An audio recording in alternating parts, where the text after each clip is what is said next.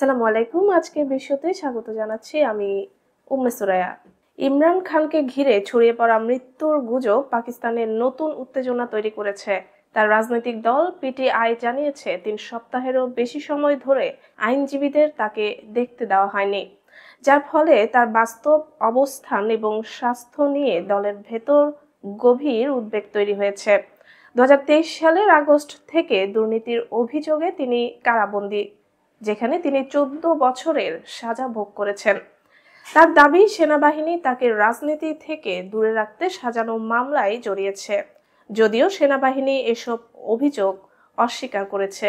PTI মুখপাত্র জুলফিকার বুখারী জানান, ৪ নভেম্বরের পর থেকে কেউ ইমরান খানের সঙ্গে সাক্ষাৎ করতে পারেনি এবং কেন এই নিষেধাজ্ঞা জারি রয়েছে সে সম্পর্কেও কারা কর্তৃপক্ষ কোনো ব্যাখ্যা দেয়নি। দেশটির সাবেক প্রধানমন্ত্রী হয়েও তিনি যেমন সাক্ষাতের সুযোগ পাচ্ছেন না, তেমনি প্রয়োজনীয় চিকিৎসা সেবা থেকেও বঞ্চিত হচ্ছেন বলে অভিযোগ তুলেছেন তিনি। তার দাবি, ইমরান খানকে বেআইনিভাবে বিচ্ছিন্ন করে রাখা হয়েছে, যা তার স্বাস্থ্যের জন্য ঝুঁকিপূর্ণ হতে পারে। এই পরিস্থিতিতে পরিবারের সদস্যদের দ্রুত সাক্ষাতের অনুমতি দেওয়ার আহ্বান জানিয়েছে দলটি।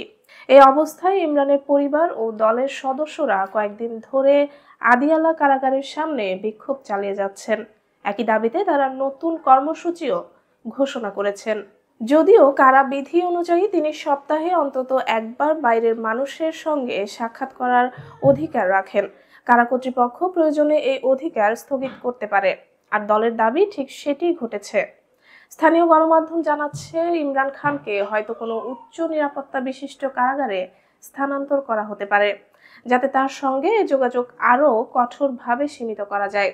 ২০১৮ সালে প্রথমবার প্রধানমন্ত্রী হওয়ার পর ২০২২ সালে সেনাবাহিনীর সঙ্গে সম্পর্ক খারাপ হওয়ায় তিনি অনাস্থা ভোটে ক্ষমতাচ্যুত হন।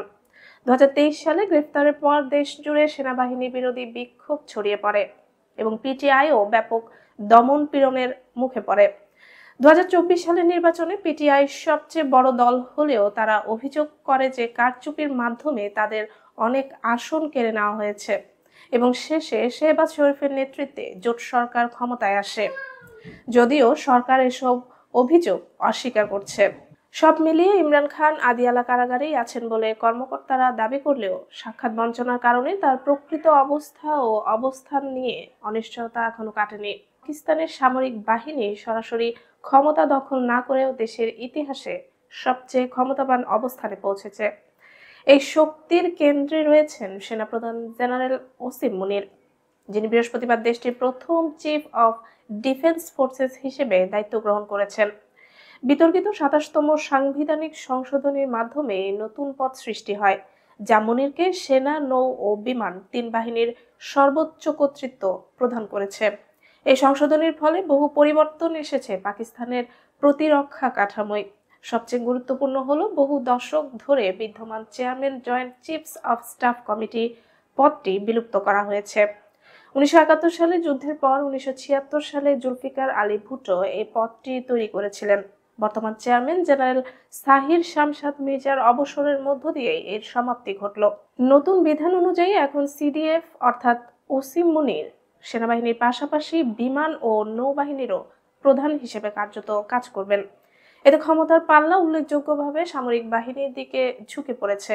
মুনির এখন পাকিস্তানের পারমাণবিক অস্ত্র ভান্ডারের একক দায়িত্বপ্রাপ্ত কর্তৃপক্ষ, যা আগে রাষ্ট্রপতি ও মন্ত্রিসভার তত্ত্বাবধানে ছিল। এ পরিবর্তনের সঙ্গে আরও একটি বড় সুবিধা পেয়েছেন মুনির। তার ৫ বছরের মেয়াদ ২০৩০ সাল পর্যন্ত বাড়ানো হয়েছে। এর আগে সংশোধিত নিয়ম অনুযায়ী তার অবসর নির্ধারিত ছিল ২০২৭ সালের নভেম্বর। নতুন পদে তিনি আরও ৫ বছর ক্ষমতার কেন্দ্রবিন্দুতে থাকবেন। এই সংশোধনীর মাধ্যমে মুনিরকে প্রেসিডেন্টের মতোই আজীবন আইনি সুরক্ষা দেওয়া হয়েছে।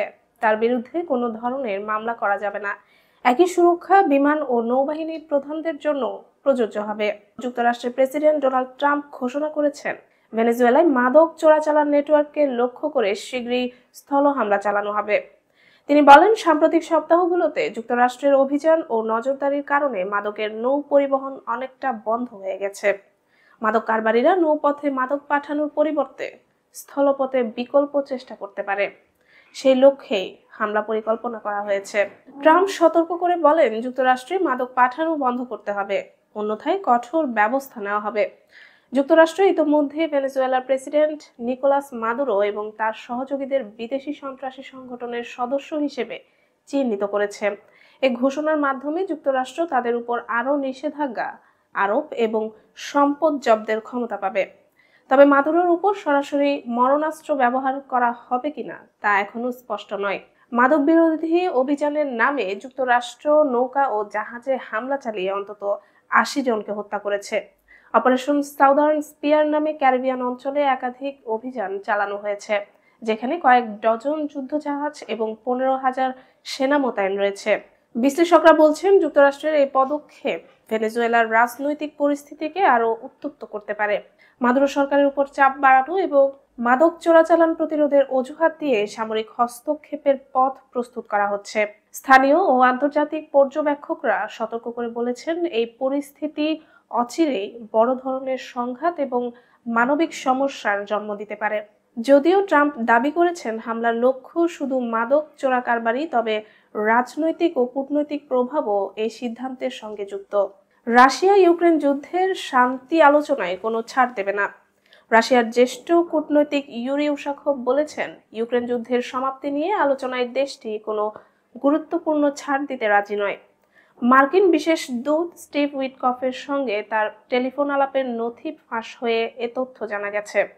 ওই আলাপে উইটকফ মার্কিন প্রেসিডেন্ট ডোনাল্ড ট্রাম্পকে কিভাবে প্রস্তাব উপস্থাপন করতে হবে তা নিয়ে পরামর্শ দেন।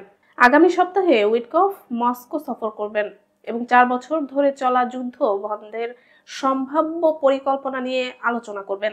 সম্প্রতি ট্রাম্প যুদ্ধবিরতি নিয়ে ২৮ দফা পরিকল্পনা উপস্থাপন করেছেন, তবে ইউক্রেন ও তাদের ইউরোপীয় মিত্ররা তা সংশোধন করে নতুন প্রস্তাব দিয়েছেন।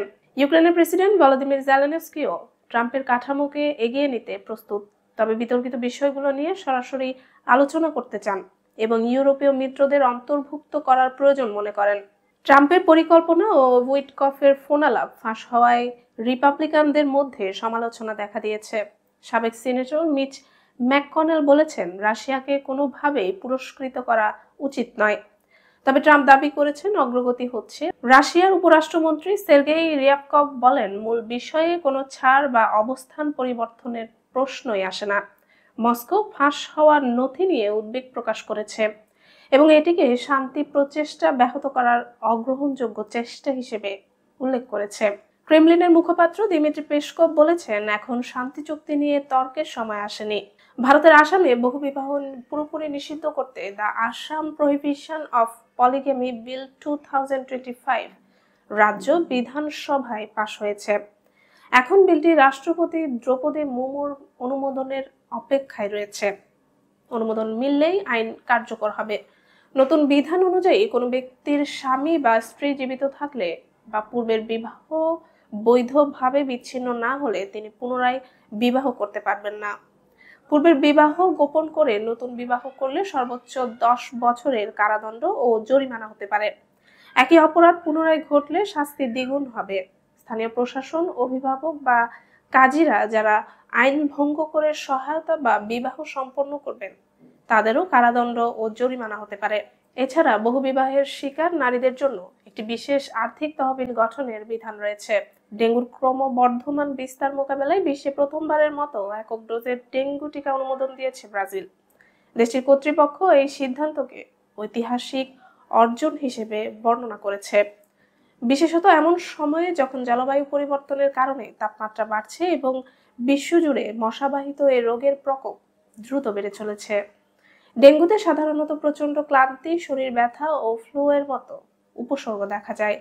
2024 সালে বিশ্বব্যাপী ডেঙ্গু আক্রান্তের সংখ্যা সর্বোচ্চ মাত্রায় পৌঁছায়, যা নিয়ে গবেষকেরা জলবায়ু পরিবর্তনকে প্রধান কারণ হিসেবে চিহ্নিত করেছেন।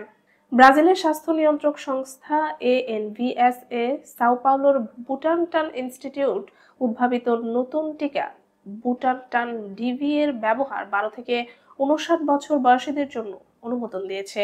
এখন পর্যন্ত বিশ্বে অনুমোদিত একমাত্র ডেঙ্গু টিকা ছিল TAC-003, যা নিতে হয় 3 মাসের ব্যবধানে 2 ডোজ। নতুন টিকা 1 ডোজে কার্যকর প্রতিরোধ দেবে বলে আশা করা হচ্ছে।